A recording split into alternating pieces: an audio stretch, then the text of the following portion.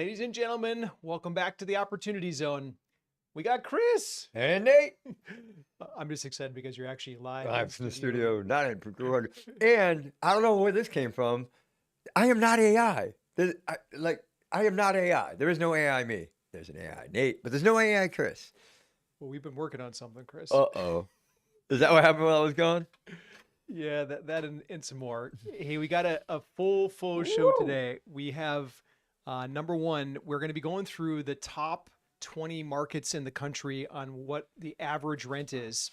We're also going to be showing you basically a state migration map of winners and losers in this whole game of where tax money is being shifted. We got an exodus in California. We've talked about that before. Where are they going? Whose multifamily property are going to benefit from it? I don't like the answer to that question. You don't like it? Nope. Because you have more neighbors? Yep. Next up, FHFA is opening up their credit criteria. There's a new kid on the block. No big deal for you. It's really no big deal, right? It's really no big deal. I'm not going to talk about it right now. We have apartment sales. We've got the latest numbers from the last quarter. So if you want to know what's going on with apartment sales, we've got that stat for you. We're also be getting into a huge lawsuit that just happened from a landlord using AI. Yeah, this is scary. It is the adoption of technology. It's happening really fast. So blind adoption of technology, unfortunately. That's a better word for it. So all that and more on today's Opportunity Zone. Boy, I feel like a television show. It's supposed to be a television show, is it not? Okay, I don't know. I thought it was just you and me chit-chatting. Well, first off, we're going to do the proverb of the week, and then we'll ask Chris to say a blessing, and then we'll jump into the show. Cool. All right, proverb this week, it's 10:24. The fears of the wicked will be fulfilled. The hopes of the godly will be granted. Amen. That's so funny. I was studying on Proverbs 37:4. I don't know if you know what that one is. I love that one. The desires of your heart will be answered. I love that proverb. Anyways. That echoes the second part of this one. Yeah, exactly. That's what made it ring the bell. I'm sorry. We're just chatting over here amongst friends. Would you mind giving the blessing? Absolutely. Heavenly Father, first and foremost, thank you. Thank you for your greatness. Thank you for all that you've given me, all that you've given us, and all of the many blessings that I have in my life. Wow. Sometimes I just get overwhelmed by your greatness. I ask that you bless Nate and I's conversations so that we can say the things that people need to hear, so that they can, first of all, know that you're real and you exist, that you care and you're here, you are here in this world, and that you have the ability to bring them to a place of peace, safety, and freedom. And we ask that you help us guide them with their financial freedom so they can focus their energy on serving you and moving your will in this earth. I ask all of this in your son's name. Amen. Amen. Sorry, a little long-winded there. Okay, let's jump into it today, guys. Lots happening. Before I get into all of the news topics, we have had a lot of people asking us about the infinite deal that we have. Infinite. Okay, so this happens. It's very rare when it happens, but when it happens, it's like awesome. And so I learned about this a long time ago when I bought this building, and I was all into it for about $700,000. I went to a bank, and they gave me a loan on it that gave me back all of my cash, and I was able to keep the building, keep the rents, keep the cash flow, and I had all of the money back in the bank account that I originally put out for it. And some people would call these a BRRRR or a big BRRRR. Big BRRRR. This is a really big BRRRR. Buy, renovate, rent, and refinance. Now, they're hard to do in the multifamily space, but yeah, we Chris, you want to talk about this one quick? Yeah, this has got so many BRRRRs, it makes me cold. But listen, this is an opportunity that we've got as a result of just God blessing us with the right transaction in the right place. We're originally looking at this deal to buy and exit, but as we look at the numbers and pencil it out 3 years from now, it makes more sense for us to keep this infinitely. What do we mean by that? Our investors will come in, we'll work our magic, put in the blood, sweat, and tears, get the property where it needs to be, get a refi on it because we'll be able to drive it back to the $122 million value that it had in 2022, right? And we're buying it at 73 million. So that delta is where the money will come from when we refinance it, so that we can our investors, pay back our investors what they put in, or a significant portion, probably not all of it, maybe 75, 80%. But what we do as a company is when we pay back our investors' capital, we actually keep them in our deals for whatever position they were in to begin with. So they have constant, or continued, I should say, cash flow from an appreciating asset, and will forever and ever as long as we own the asset. Get their money back within 3 years and continue to have this generational payday is an unbelievable deal. And I haven't even talked about the tax benefits on this bad boy. Because we're getting it at such a great price, the tax benefits are through the roof. We could get you up to 100% of your basis that you come in with. So you invest $1 million, you could very well get up to $1 million in depreciation on a K1.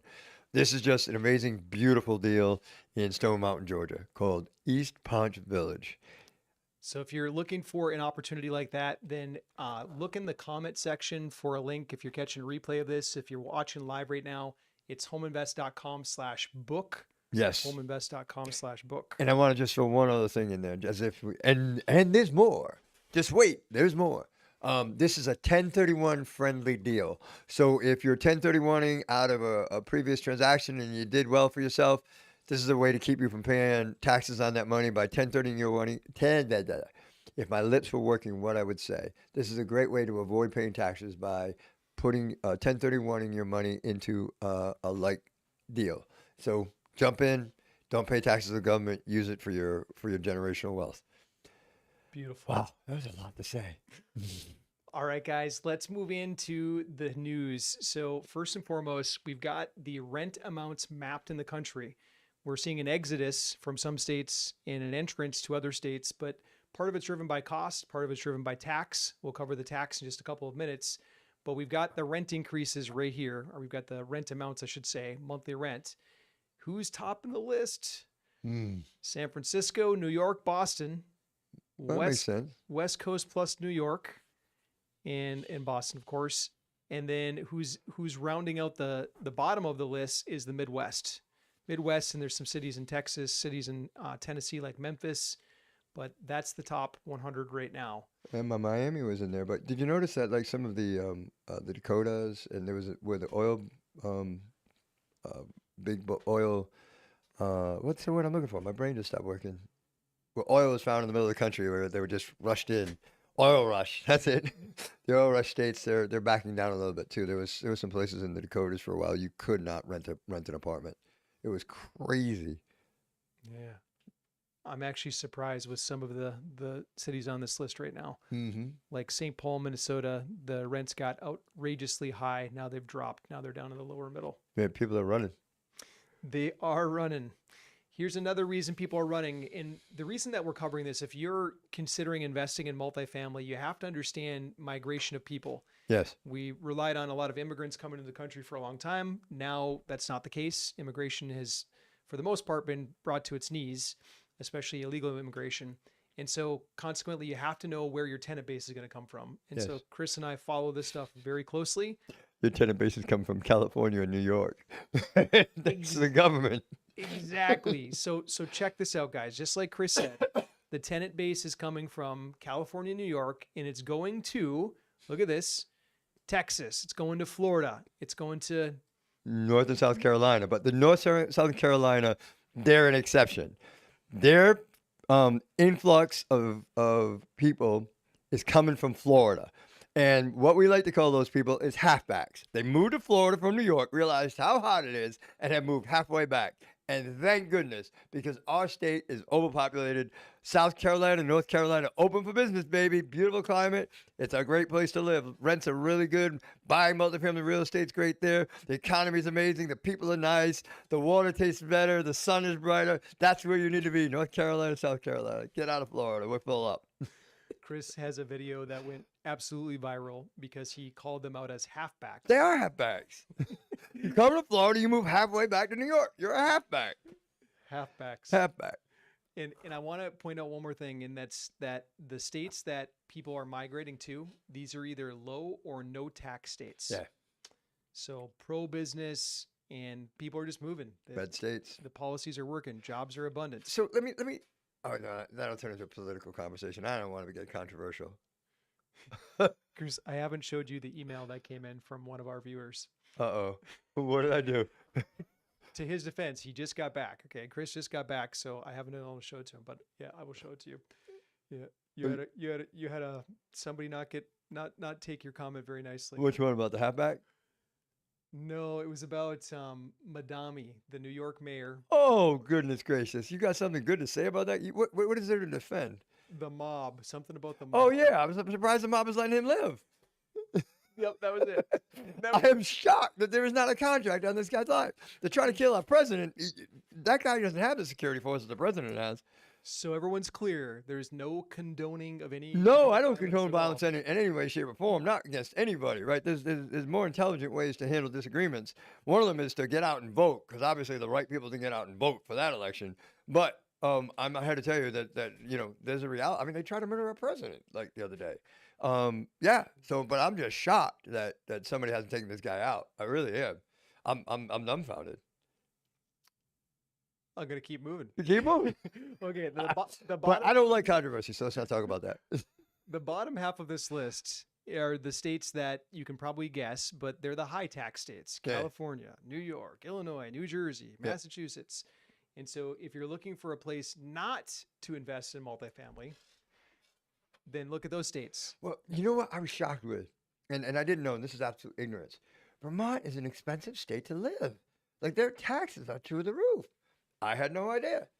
Hmm. That's TikTok wisdom for you people. TikTok. I saw a video about it in TikTok and I researched it. It's through the roof. It's stupid expensive to live in Vermont. I didn't know that. Such a beautiful place in the summer. We like to go where there's migration happening because it's supply and demand. With multifamily, it's all based on the net income that you produce from the property. The more people you have coming in, the more jobs you have, the more your rents go up, the more your net income goes up, which pushes the value of your property up. So we're always looking at these trends. We want to see where people are moving. All right, Chris, next up, this is something you're a bit of an expert in because you've written software back in the space back in the day, but Fannie or FHFA, the larger pool for both Fannie and Freddie, they're approving Vantage 4.0. It's no longer just the monopoly of the big three credit bureaus. What does this mean? Well, no. Wait. Vantage 4.0 is a scoring system. There's not a new credit bureau, right? So Vantage 3.0 was Vantage 8.0 was which is really weird, right? Because 8.0. Vantage 8.0 was the score that was used primarily for mortgages. Vantage score 4.0 is basically they put a weighting system on your credit score, and this is a new weighting system. And I think some of the big things on that, landlord reported rents and some other things, paying your bills. Experience started with that program where if you paid your bills on time, you could connect your bills to the credit bureau Experian, and it would affect your Vantage 3.0 score. With this Vantage 4.0 score, it's got a lot of a different weighting system is all, and it needs to happen, right? Because I remember, and this is a ridiculous example, but I remember back maybe in the 90s or early 2000s, you had to have a landline at home in order to get credit anywhere. They required a landline. Well, nowadays, they don't even ask you for a landline. They just ask you for your cell phone number. So times change, right? And that's kind of what's going on with the Vantage Score 4.0. There's some, new economists get involved and they look at new ways to predict your future behavior based on historical performance, and they re-weight. It's a weighted system, readjust those weights to come up with a new score. If you keep your score above 800, you never have a problem. Well, it's quite the buzz right now. Yeah, it is. But it's just buzz. For 4.0 to be on the scene. So Bill Pulte's raving about it right now. Yeah. Well, it's a more thorough, newer credit score. But you know what happens when you adopt new technology? There's a segue for you, Nate. You know what happens when you adopt new technology? Well, I'll tell you. That was a segue for you, Nate. Well, this apartment owner, and actually there's a few of them that are named in this lawsuit, but sad. They're finding out the hard way. They adopted technology and AI using a leasing tool. And this leasing tool, it discriminated, this is what the lawsuit says, it discriminated. It wasn't intentional, but it happened. Yep. Against someone that was handicapped. And the details are this. they put an apartment online. The leasing software goes in and starts telling people about it. It's a chat bot going back and forth. And the chat bot immediately sends an application to one. And then the next person says, hey, is it wheelchair accessible? And the chat bot allegedly freezes and doesn't really know what to do and said, hey, let me have a team member get back to you, which probably seemed logical to the developer of that AI.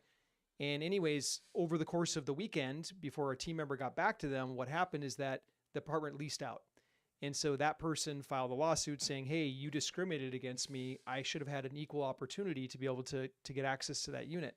And that's one of the cases. There's a couple more that are very similar, but that's adoption of AI, maybe a little too fast. Blind adoption of AI. See, now this case is interesting because, there's a part of me that says, yes, I can see the point of view of the person suing, right? The perception is that they were discriminated against, but I don't think it was the intention.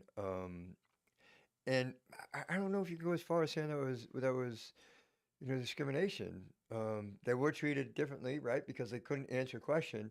But what if there was another question that couldn't be answered by AI? Let's say you and I both know not ADA. We don't fall in any ADA program. We're not with any ADA guidelines. You ask a question that the bot can't answer. Like, can you see the northern sky from the windows? Bot says, hey, you know what, Nate? Let me have a live person get back to you. It's a Friday afternoon. I come in right behind you. I don't ask that question. I move through the application process to get the apartment. It's no longer available to you because it was the last apartment in the building. Do you have grounds for a lawsuit? We're not a protected class. Oh, yes, you are. You're a dying breed. You're white privilege. I forgot about that. Yeah. No, but seriously, I mean, because that's really the basis of the lawsuit. You asked a question that the AI couldn't answer, had nothing really to do with your disability. Do you have grounds for a lawsuit? Well, my heart goes out, right? That this just so happened to be a question that the AI couldn't answer. And God knows that, I've got enough handicapped people or ADA guideline people in my life that I would never want anybody intentionally discriminated against. But I think this is just slipped through the cracks. I don't think this is lawsuit, material. But, we know what attorneys do with this kind of thing. And if you're an attorney, I apologize. I think even our attorneys would laugh at that joke, Chris. Yeah, they would. They have to. You got to know me. So yeah, just moral of the story is just be careful adopting some of the AI tools. Early adoption is difficult. This is why we kind of dragged our feet on some of, like, AI would make a lot of our jobs a lot easier, but this kind of thing, like, this is heartbreaking because this is probably some poor guy, like us, made a mistake, and now he's paying the price. Next up, Chris, we have another property going into receivership. This one happens to be in Philadelphia, and it's the second one in the last couple of months. Big one too. Yeah, this is a big one. And the main thing on this that I want to point out is that there are properties that are being handed over. You've got properties New York, Jersey, you got properties in Houston, and several different markets that are going into receivership because of this debt wall. What does it mean? Like, all right, so it's special servicing, not necessarily receivership. And the reason that it's not receivership is in and around bankruptcy, but the banks don't want these things on their portfolio, right? They don't want a defaulted loan on their portfolio because of the necessity to keep 7 times the amount of cash. So if you get a $100 million loan out and you've got to foreclose on that loan, you literally have to have $700 million in cash sitting around to cover the potential loss of that, to protect the investors in the bank, not the investors in the property. Okay, so with that being said, they somewhere along the line came up with this thing called special servicing. Basically, what happens is the lender comes in and operates your property and kicks you to the curb. That's what happens. And takes over the property, tries to restore the property to a state where they can hand it off and sell it. What does that mean to people like us? We can like the bank, it doesn't care about the investors anymore, right? If it's a $100 million $150 million property, they lent $100 million on it. Somebody put up $50 million. The bank don't care.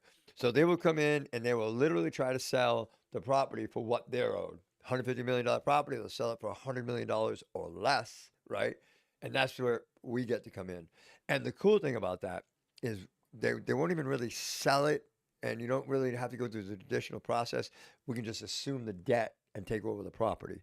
And when we do that, there's all kinds of advantages to that, all kinds of advantages, both tax-wise and other things. So banks are doing this left and right because they don't want these things on their portfolio. They're getting rid of them like hot potatoes. And it's happening over and over again because of the debt curtain that's coming down, right? All these loans are coming due. People weren't very good servicers to begin with. Their debt situation is looking worse. They can't get refinanced because the DCR is not there on the properties because they haven't been operating them. They can operate them at 80% with 2% 2% debt on the property and still make money. It's not the case. And as the cost of money goes up, your occupancy has to go up. You have to operate well, cut back expenses, and make sure cash flow is there. And not a lot of people are able to do that in a bad market, and that's where we are right now, is a bad market. But I know two guys that can make that stuff happen. In bad market, Chris, the average person would hear that and be like, "Oh my goodness, maybe I should never consider real estate during a bad market." Like, can you You're crazy. lay out maybe the Warren Buffett principle? Yeah, like listen, Warren Buffett says when people get greedy, you should be scared. When people are scared, you should get greedy. We need to be greedy. Did you hear what I just said? I'm buying $150 million properties at $100 million. You know what happens when you get that property straightened back out? It immediately becomes a $150 million property again. Because remember, a commercial real estate is based on the net operating income. The way you increase your net operating income is you increase the rent or the collection of rent into a property. You weed out all the deadbeats, you do the cosmetics, do the things you have to do, and lease up the property to get the rent back income back up. So you drive your net operating income back up, and then the value of the property is a multiple of the net operating income. So if you drive that back to where it was when they bought it for $150 million, you could literally make $50 million in a year and a half, or as much as 2 years on a $100 million investment. That is an amazing deal. So these deals are happening because of poor operators. You don't need to be scared. You just have to be aligned with the right operator doing the right thing. And we at Home Invest, we do crazy deals, man. We just do stuff because we're guided by God. People look outside at us and like, why are you doing that? But some of the deals that we're transacting right now are truly God-inspired, God-led, and God-directed. He's directing us to do certain things to protect certain investors and to protect certain situations so people don't go belly up. And we're doing it. We're making money for investors. And I don't know about you. I do know about you. I don't know about you guys out there. But as a result of us following God's path for our lives, I put my head on the pillow at night and I'm good, man. I have no second guess about what our purpose is here on this earth. Well said, man. Thank you, brother. Okay, we're gonna move over to And then we talk about Congress. yes. This is a letter written by a whole bunch of people that are currently in Congress. I won't go through all their names, but there's A lot of them. 70 plus of them, and they're basically saying, "Hey, hit the brakes on this thing." What thing is it? Well, the Senate passed the 21st Century Road Housing Act. This will be the biggest reform to housing that we've seen, at least in the last 15 plus years. What they're doing is basically saying we're banning institutional ownership of more than 100 single family houses, Yep. which is the executive order that Trump signed. Yep. And then in addition, Trump, the guy that's a real estate guy, a landlord. and in addition to that, the Senate added that all these people that are doing build to rent, they can't do that anymore either. That they would be put inside this whole thing too. And you got a whole bunch of members of Congress that are basically saying, no, don't do that. Why? To be clear, because as we talk about this, let me make sure I make this perfectly clear. These signatures are opposing the ban on build to rent. All right, they're opposing the ban on build to rent because I believe that, call him crazy, but he's crazy like a fox. Donald Trump is solving the housing crisis by saying institutions can't own more than 100 single-family houses unless they go and build them. If they build them, they can own them. Guess what that does? It drives these large institutions to build homes so that they can maintain these large portfolios. It's so smart. Why would we want to stop that? The Dems are looking at this and saying, oh, I just made a political statement. There are certain people in Congress that are looking at this and saying, well, it's just making the fat cats fatter. No, it's forcing the fat cats to solve the housing problem with their own money. This time, Mexico is actually building the wall. right? They're actually paying to build the wall because he's getting the people who will benefit from the most to create the supply for the people who need it the most. Everybody wins. Everybody wins. It's insane. Why would anybody fight? Unless I am missing something completely, which I don't think I am because I studied the front side and the back side of this thing. This is an ideal solution. He's literally having the people that are going to benefit most put their money out of their pocket to solve the problem. He's solving the problem for both left and right, but they can't see that. I don't know what's wrong with them. It's clear as day to me. Mm-hmm. Anytime you start penalizing the people that are producing, you're going to have less of that supply. So I'm glad that this letter was written. Yes, for sure. And some people signed it. I was surprised, actually. All right, next up, Chris, this billionaire tax in California, it's causing quite the stir. You've got basically a bill in California that's suspected to be passed that's going to go in and tax all the billionaires and take a percentage of what they currently own, not what they sell, but what they currently own. You've got folks that have been fleeing I want to say the country. You got folks that have been fleeing the state like crazy. Literally some of the biggest names that are out there, millionaires and billionaires, because they just uncovered that it's not just billionaires. It's not just billionaires, right? So this is why it's important to read the fine print and as they say, don't believe the hype. So this is being marketed as a billionaire tax. That's what you addressed it as. It's not, people. What happens is when they run out of billionaires to tax, you know who gets it? The guy making $50,000 a year is going to feel the weight of this bill. Eventually, once they run out of people going down the tier, it lands at Joe Blow working at McDonald's. He's going to feel it too at some point. I mean, it's a little bit out there, but it could. And here's the thing. They can make these changes without their permission, without a vote, without anybody stopping them. Once this passes, they can just bring it on down to the next tier, the next tier, the next tier to offset the deficit created by the billionaires leaving. This is nuts. People, you have to be educated and use your vote wisely. This is insane. They're going to pull it off too, watch. Yeah, it's on page 26 of that tax bill that literally they can go down the shame. totem pole without any votes. Any shame. Chris, I want to hit this one really quick, but you've got Hilltop Residential. They just closed a fund. This is a big operator in the space. Yeah. They just raised $288 million. It was almost like the snap of a finger, and they're citing that there's a lot of interest right now from institutional money. These are family offices. I used to have a mentor that called this smart money. All the smart money is plowing into value add multifamily real estate because they can buy it cheaper. They can build it right now. Right? We just talked about that. We must be doing something right if everybody else is doing it. Or the smart money's doing it. The smart money's doing it. And I know that some people sit on the sidelines during periods like this, but like this is... Man, you got to get greedy. The smart money's moving fast on it. Again, don't believe the hype. Get educated. See what's happening here. So last thing, ladies and gents, if you want to participate in a beautiful multifamily property, one that you could potentially get 90, maybe 80+% of your money back in the first couple of years and get lifetime dividends, then check out the deal that Chris described earlier. It's up in Atlanta, Georgia, the second best market in the country, according to Marcus and Millichap. This is a beautiful property. We are well over 50% subscribed. It's probably more than that at this point. So spots are being taken now, but if you're interested, then put in the chat the word call, CALL, or look for the link. It's homeinvest.com/book, and our team will get in touch with you. I think we're making this too easy on people because we're getting so many calls. I got an idea. In the chat, you have to put in supercalifragilisticexpialidocious in order to get a call. If you can spell it, we're calling you. Watch, we're gonna get a bunch of. Remember, supercalifragilisticexpialidocious. Hey, if you guys got an ounce of value today, the highest compliment you can pay us is hit subscribe and hit the share button. Share it with somebody that you think might need this. Yeah, guys, I come in here and I make light of a lot of things, but understand that this business and what we do is definitely God-driven, and we do it with a purpose, and that's what more is about. Nate and I have hearts for children and for people who are underprivileged and not exposed to the things that we have been blessed with.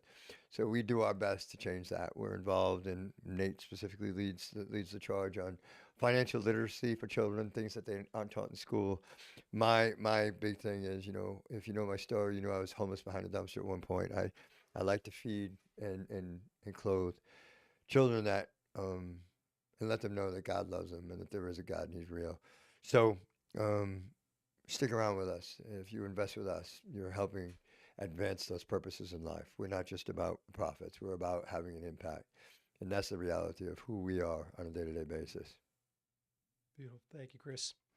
All right. Thanks, ladies and gentlemen. We'll see you next week. God bless y'all. Thanks for being here.